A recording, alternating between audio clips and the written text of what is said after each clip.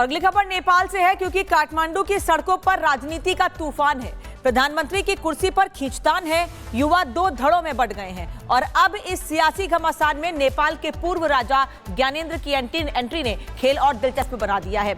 आखिर कब कैसे खत्म होगी काठमांडू की कुर्सी की कलह और किसका पलड़ा है भारी, इस रिपोर्ट में देखिए।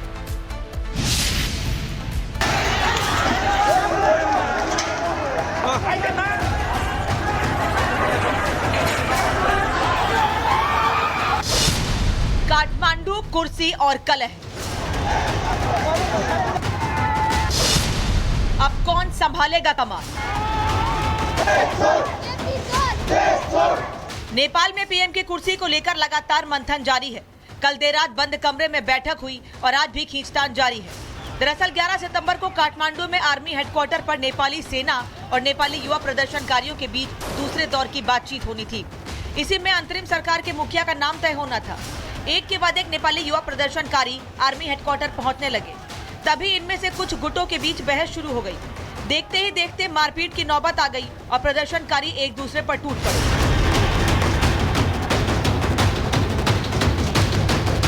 नेपाल में तख्ता पलट हुए 3 दिन बीत चुके हैं। अभी भी तय नहीं हो सका है कि नेपाल के अंतरिम सरकार का मुखिया कौन होगा और सरकार का स्वरूप क्या होगा।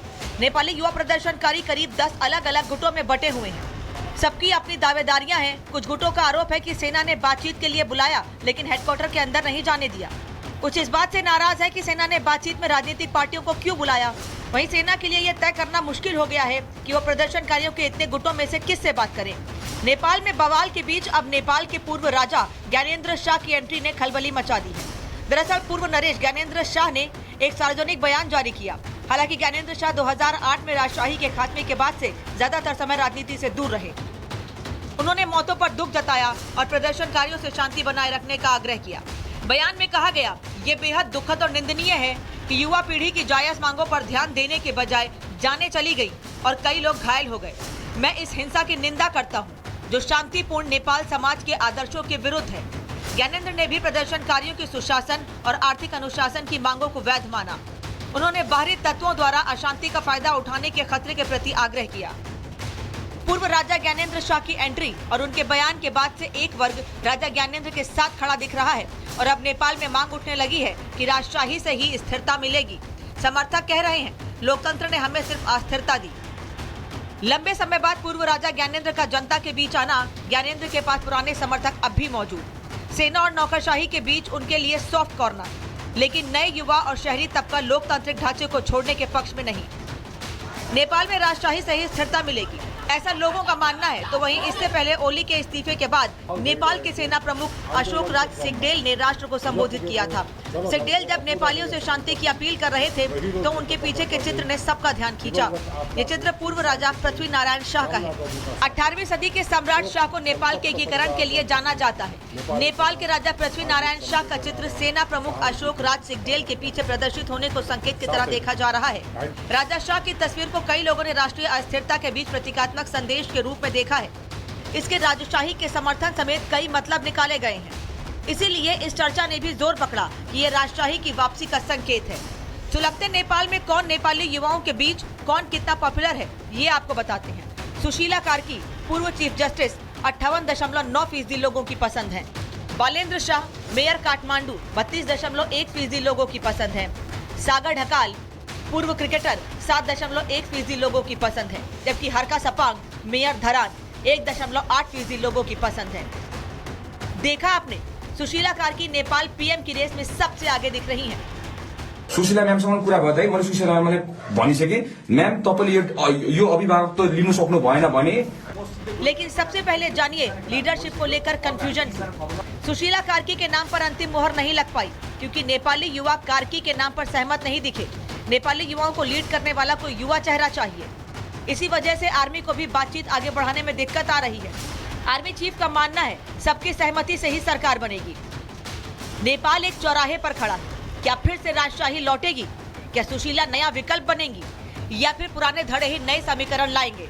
काठमांडू में कुर्सी की इस कलह का असर सिर्फ नेपाल पर नहीं, पूरे दक्षिण एशिया पर होगा। राजशाही की वापसी और नए नेतृत्व की तलाश दोनों ही नेपाल के भविष्य की दिशा तय करेंगे। फिलहाल कुर्सी का घमासान जारी है। सवाल यही, नेपाल में अगला सूरज किसके नाम का होगा? Bureau report, Republic Bharat. और नेपाल में भारतीय पर्यटकों पर भी हमले की जानकारी मिल रही है। नेपाल में भारतीय पर्यटकों पर हमला किया गया है। नेपाल के काठमांडू में हिंसा के दौरान भारतीय बस पर हमला हुआ है। कुछ पर्यटकों को इस दौरान चोटें भी लगी हैं। बस के शीशे भी टूटे हैं। यात्री काठमांडू से दिल्ली प्लेन से वापस आए हैं। बनारस नंबर की गाड़ी सोनाली सीमा में बनारस से रवाना हुई है। सोनाली सीमा से बनारस के लिए रवाना हुई है। ये तस्वीर इस वक्त आपको दिखा रहे हैं उस बस की जिस पर हमला किया गया है।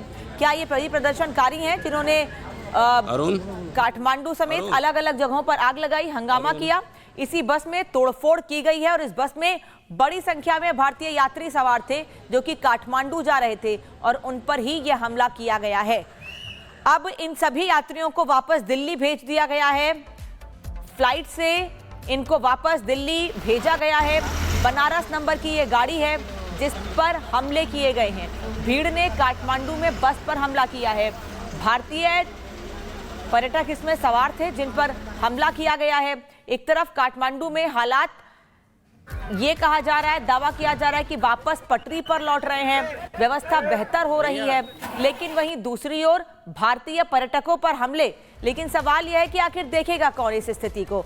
जब भारतीय पर्यटकों पर हमले हो रहे हैं तो इन हालात को देखेगा कौन? क्योंकि काठमांडू में बहुत बड़ी संख्या में टूरिस्ट जाते हैं और उनमें सबसे बड़ी संख्या भारतीयों की है। पशुपतिनाथ मंदिर दर्शन करने के लिए भी बड़ी संख्या में श्रद्धालु वहां जाते हैं और ऐसे में भारतीयों पर हमले किए जाना, नेपाल में जो हालात इस वक्त हैं उस बीच कौन इस मामले को देखेगा? क्या अब टूरिस्ट भी नेपाल में सुरक्षित नहीं है? क्योंकि भीड़ ने काठमांडू में एक टूरिस्ट बस को भी निशाना बनाया है और इसमें बड़ी संख्या में भारतीय सवार थे जो कि दर्शन करने के लिए, टूरिज्म के लिए गए हुए थे काठमांडू, जिन पर यह हमला किया गया है। हमले में कुछ पर्यटकों को चोटें भी आई हैं, लेकिन इन सभी लोगों को वापस अब दिल्ली भेज दिया गया है। बाय एयर इन सभी को वापस दिल्ली भेजा गया है। बस अभी वहीं पर खड़ी हुई है क्योंकि बस में काफ़ी तोड़फोड़ हुई है। जो आप इस वक्त तस्वीर में देख रहे हैं, पूरे शीशे गाड़ी के तोड़ दिए गए हैं।